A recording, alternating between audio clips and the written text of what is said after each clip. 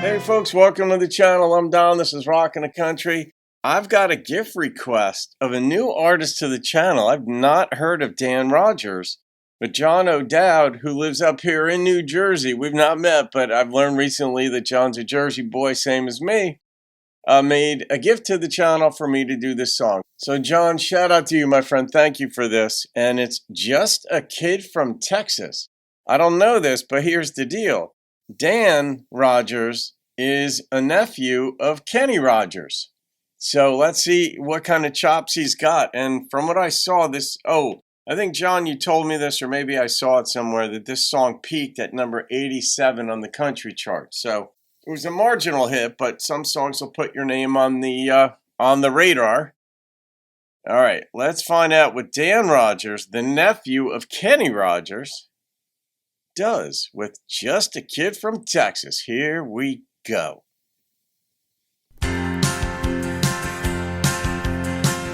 Up tempo.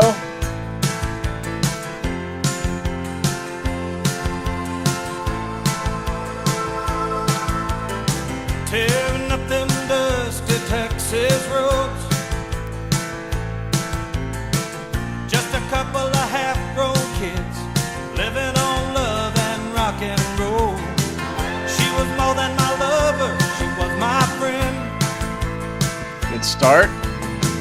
Taking things one day at a time, never thinking how it might end. She was just a kid from Texas, and I loved her so. A heart so wild and reckless, why she left I still don't know. Oh. I really shouldn't go back to Texas in the state I'm in, but if I wait till I'm over this broken heart, I might never see Texas again. I like that. She used to love to drive that beat-up car of mine when we were playing the low-down dives down along the borderline. And now she sang the blues with her eyes on fire, like an angel in old blue jeans, every young man's heart's desire. She was just a kid from Texas, and I loved her so. A heart so wild and reckless, why she left I still don't know. I really shouldn't go back to Texas in the state I'm in, but if I wait till I'm over this broken heart, I might never see Texas again. Yeah, this song's fascinating to me.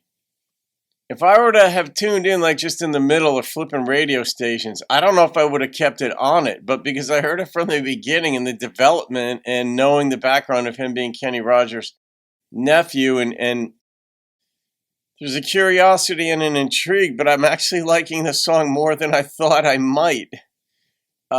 Based on the repetitive drum beat. I'm not a big fan of it. In some songs it works, but in this one, for some odd reason, it works, and I cannot figure out why.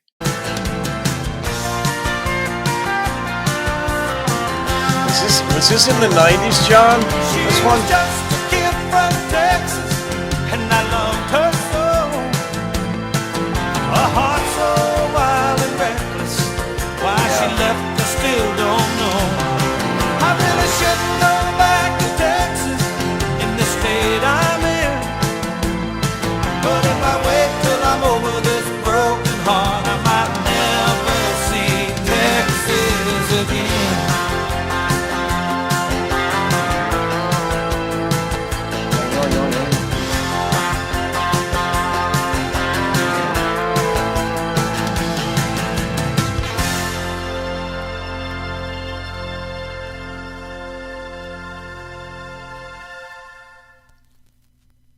I like that perspective that if I wait till I get over this broken heart, I might never see Texas again.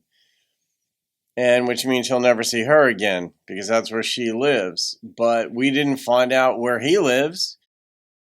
he clearly was a transplant from somewhere. I didn't hear where. And his girl was there. They were reckless. They didn't think about where it would end. That's how it goes back then when you were that young. Heck, sometimes when you're, well, you know, when you're older and like I am, and like, I don't mean old per se, but I mean older, and you've had some experiences in life, quite a few, and we all have. But then your perspective changes. You do become aware of things. It's kind of like studies have shown that once you have, if you have a car accident, right? I mean, just could even be a fender bender, but if you have an accident, that your peripheral vision automatically opens up after that, not because it's nothing in physiological per se, but your awareness opens up because we are wired for survival. Increasing your field of vision just automatically happens. And there are certain things that psychologically happens when we experience things, especially pain. Pain is a phenomenal motivator to not be in that kind of pain again.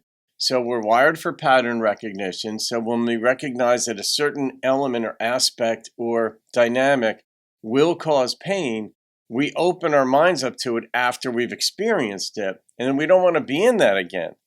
So in relationships, as you get older, after you've had some crappy ones or you got divorced, you tend to process things differently. And when I do my life coaching with folks, if they're going through a divorce or a breakup or they're not quite sure who they are, these are the types of things that I will explain, that you will begin to modify your expectations and just sort of see things generally a bit differently. You won't give up on the notion of having love again necessarily, but I always tell people, especially after they've been through a breakup, that just experience the grief. As much as that sounds counterproductive, counterintuitive, experience the grief, because once you're through it, you're through it.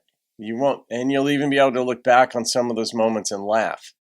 And that's when you know you've healed, when you can look back at some of those earlier moments that used to cause you a lot of pain, and you have a new perspective about them, and you could see them more clearly, and sometimes you could see your own role in them, but you want to see those things. But he wants to get back. He says, if I get over this, if I go through this process, basically, that I just described, but in his own words, if I get through this heartache, before going back, I may never go back. So he might go trying to win her back. And hey, can't blame a guy for doing that. Can't blame a girl for doing that. If you're in love or you really want to experience more of life with that person to see where it goes, because you don't know where it's going to go, run with it. You just give it a shot. So, John, that was a fun song. I'm guessing that was 90s. Maybe even the 2000s. It had an orchestral feel behind. It had orchestra behind it, basically. I mean, it had some string instruments in there. I call them violins. I know they're fiddles and such, but when they're orchestral, I see them more as violins than the fiddles.